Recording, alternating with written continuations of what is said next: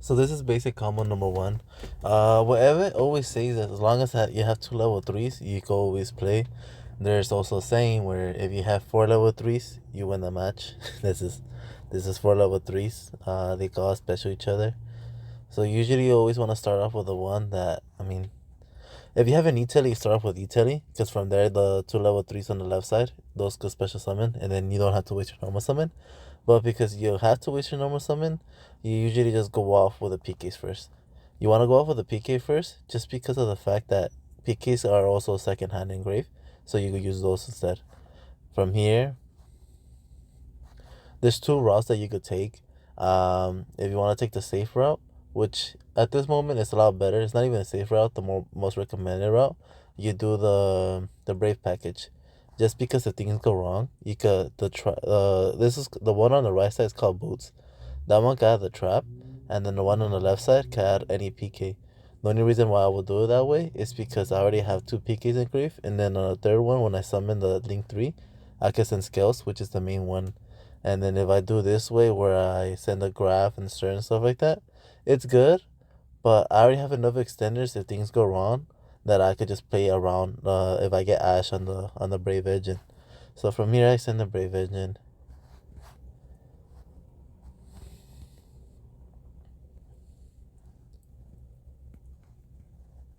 Basic stuff here. Now from here, you always get the boots, which is the left side one, and you add the trap. This one, as long as you don't have any traps in grave, you can always activate it and special summon it. Now from here, we go back to the Brave Engine, add back this, add it to hand. Remember, you can also equip it. Instead of adding it to hand, this could just get equipped. That plays around anti-spell fragrance. It plays around draw. It plays around certain type of hand traps or cards overall. It really depends on this. That's really depending more on situation wise. And I actually won like 2 games because of stuff like that. So my opponent couldn't really negate the the placing, which he thought I was just gonna add it, so he was cool with it. So once I placed it, it's kind of hard for them to get rid of it, because once they get rid of it, it comes back. So go back to the combo, reactive effect, get wandering, send effect, bam bam. Then from here you summon wandering, and then you go back to the PK combo.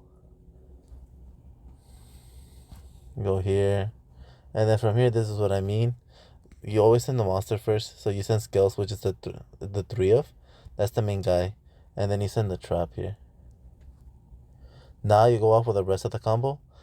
Here you have this is the one on the left side is called Cloak, and all the way to the right is called Scales. It's just practically full board right here, just because you have two extra level 3 extenders. Now we activate Cloak. This lets us add another PK. So the one that you always add is this one here. This one is practically stating, well, all the way to the right side. This one's practically stating when a PK is special summon, you get to special summon this from hand. So the combo that goes here is that once this PK is banished, the PK engraved gets a special summon, which is Ghost is the main one. The place that you always want to keep zones non-occupied. Well, this is gonna trigger. Let me just trigger this first. It's special. So the way you always want, you go to increase the level, but you never really do that. So the way you always want to have everything, you always want to have the Brave Engine all the way to the left side or the right side, but practically you want to keep it solitary, like everything just there, and then you work on the right side or the left side, just vice versa, wherever you have the Brave Engine at. And then regarding on zoning, you always want to keep Rusty or whichever side, but you want to have the monsters that are not gonna be linked in the middle of Rusty, right in the bottom. Whatever is on the right side and the left side, always keep it not occupied, because you're gonna be needed that all the time. So from here, the next step is literally pretty simple. You activate the effect of Scales.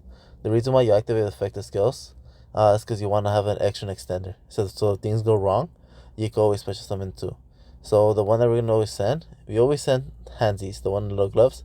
Gloves is the way that Eva explained to me. It could be whatever you want it to be. It could be a trap or another PK, whatever happens. You can always use it with that one.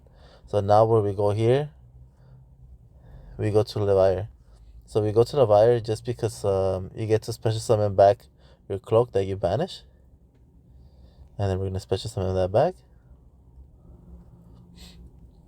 And the reason why you do this, there's two ways to do this. If we're going to go full board on this, which is always best. If we have an extender, like we do, we get to special summon this one. If we special summon this one, now the one that I special summon with, and then the Leviathan, I can make that into a Dagda. And then from here,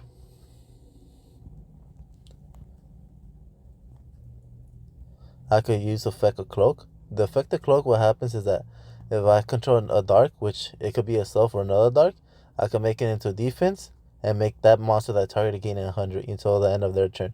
So always make sure when you summon cloak from Leviathan to always have an attack position. So when you activate the effect to make this gain 100, you always change it to Dagda. And from here you set the scythe. And remember that Dagda is a when effect, and it has to be an effect that activates. It can't be just an activation of a card. It has to be something that uses this effect. So assuming we use Draco and you activate it, that does not trigger Dagda. There's a lot of people that think it does, and it doesn't. It will not. That does not work like that. So assuming we didn't have the extender, from here we'll go to Verti, and we'll use the Dagda and the cloak. But because we do have the extender, we could go off a little bit more. We have the gloves. Gloves lets you send another trap.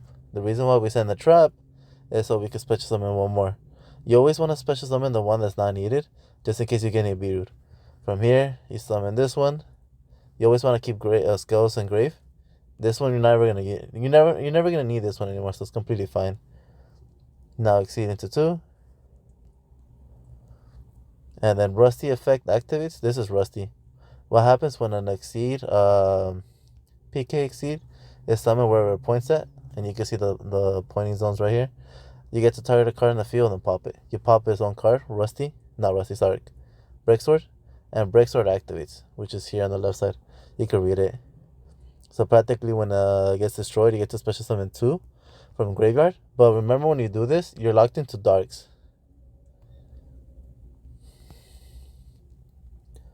So you go here.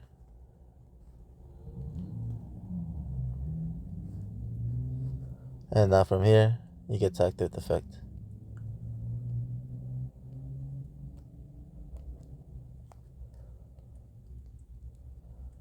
This is combo line number 1. From here, just end phase effect.